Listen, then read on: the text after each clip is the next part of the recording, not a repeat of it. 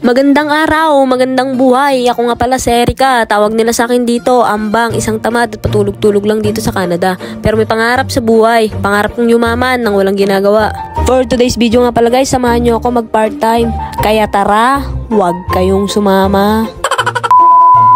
Tatawid nga muna pala ako dito guys, papunta dun sa bus stop. At sasakay nga pala ako ng bus, papunta dun sa may subway. Magte-train nga pala ako dito guys, para mas mabilis makapunta dun sa pagpa-part-timean nating school. Bale, magbabantay nga lang pala ako ng isang bata. Mga 2:30 PM na nga pala dito guys. Ang labasan nga pala ng mga bata dito guys ay mga 3:15 PM. Kaya nga pala ako magsa-subway guys, kasi para mas mabilis. Kasi 30 minutes na lang labasan na ng mga bata. Kung hindi ako magsa-subway, baka alas 4 pa ako bago makarating doon. So dito nga pala na banda guys, ay nandito na ako sa subway. Bale, isang oras lang palang part-time ko dito guys. Ito nga pala na banda guys, ay nakasakay na ako dito sa subway. Kaya ito guys, papunta na nga pala tayo doon sa kabilang station. Papakita ko sa inyo itong labas ng subway. Ganito nga pala ang labas nito guys. Ang ganda nga pala ng araw ngayon. Ang ganda nga pala ng araw ngayon, hindi gaano malamig. Kaya maganda lumabas. Ito na nga pala guys, nandito na nga pala ako sa kabilang station. Nakaramdam nga pala ako ng gutom guys, kaya bibili muna ako ng gamot ko, tapos ng beef patty. Siyempre, kakaiba tayo. Unahin muna ang merienda bago ang trabaho.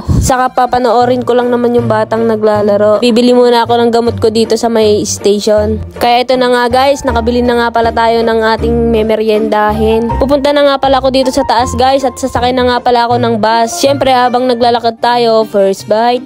Bumili nga lang pala ako dito ng beef patty guys. Kaya habang naglalakad ako dito guys, ay kinain ko na nga lang pala itong beef patty ko. Nakarating na nga pala ako dito sa taas guys, at tinitignan ko nga pala kung ilang minutes na bago makarating yung bus. Bali 2 minutes nga pala akong nagantay ng bus. Kaya ito guys, parating na nga pala dito yung bus, kaya dali-dali na akong lumabas. Kaya ito na nga guys, nakarating na nga pala ako dito sa pagpa-part-timean natin. Bali 5 minutes walk nga pala ito guys, mula sa bus stop papunta dito sa school. Eto na nga pala guys, nandito na nga pala ako sa school.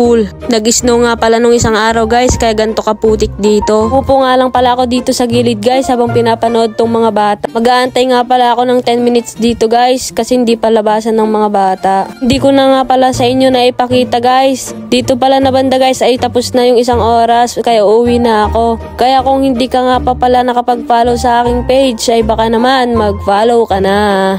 Bye!